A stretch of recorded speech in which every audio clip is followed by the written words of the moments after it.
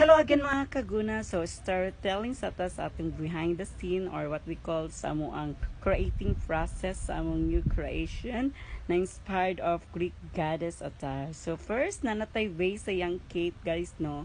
So nag-create na putag another cutting na putag rubber to extend sa iyang cave. So ayan.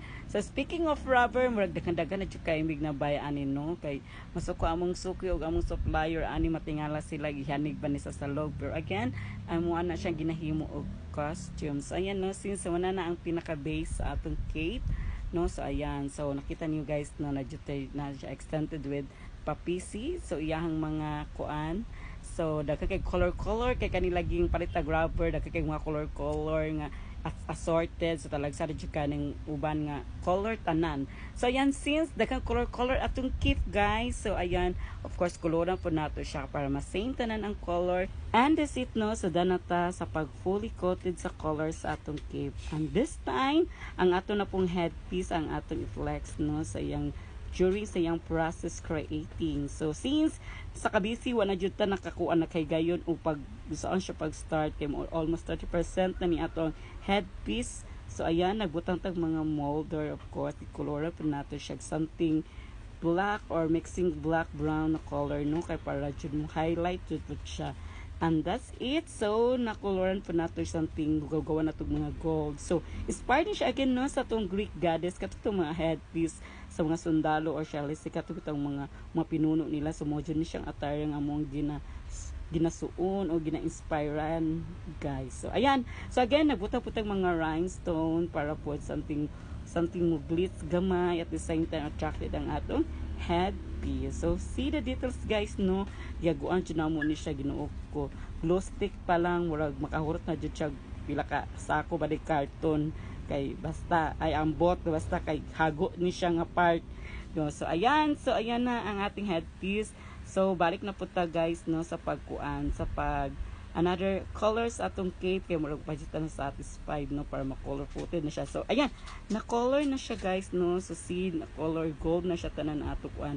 So this time magbutang tag mga gitawag nga mga lace na gold. So speaking of lace mga gold kani mga window shopping bitaw nato sa pag collect aning mga materials Ginoo ko mo sa mga pinakahago kay murag intiro pagadi ang city na imong gi-hike sikaw pangutana siktanon ato mga materials ug ato siya mga paliton kay dig magpaso-paso Ginoo ko yes na nang murag jud ga contest anig fun run ug wanang alay lakad. So ayan no, di jud lali mamalit og mga materials kay isa sa mga pinakahago pod siya na part. So ayan, so done na to sa pagbutang lace sa atong cave. So another molder na po siya guys no para at the same time mo highlight siya ang atong cave.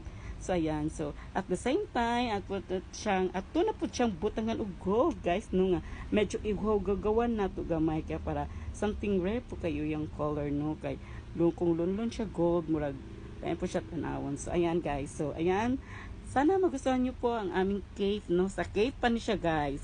So this time sumuna na to ang full nga set sa ato ang cave at the same time sa atong upper part and the headdress. So wala na ta nakapahigayon o kuan sa ato ang pag video nato aning ang ubang mga part kay kanilaging hanga kay busoviran yes na. So of course since humana naman og create ang atong costume so di yun nato pwede kalimtan ang magpa-fitting para at the same time pod ma-anticipate nato unsa bay kulang o luag unsa pa kailangan i-need o para unsa pa i-rescue or shall I say i-secure aning costume kay dira ba jud lalim nga siya na mo paso dito nya na yung mga kakulian nga masinati sa iyang costume bisaya kay siya guys. So ayan no with our candidate so yan ang gipit iyang costume. So dami nga part anang kuan guys kana iya bitang kitawag nga kapakapa nga puti kay medyo galalis pa mi ana ha. Galalis jud mi ana siya ibutang ba na siya dili kahaba na siya ibutang sa palapa-lapa ba o sa kuan tiil ay basta galalis man na. So mo ni iyahang something iyahang kuan yung back dress. So alakuan po siya guys na ala pa mura po siya agila type.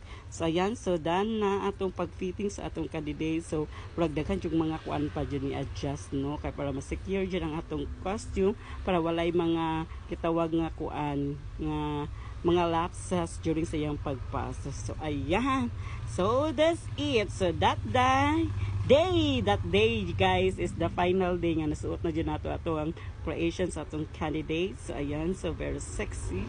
So, very warrior talaga yung dating niya. So, nabagay po siya sa iyang character. So, this goddess or Greek attire costume, inspired ni siya ni Athena, guys, no? Goddess of wisdom. So, something warrior type ni siya. So, ayan.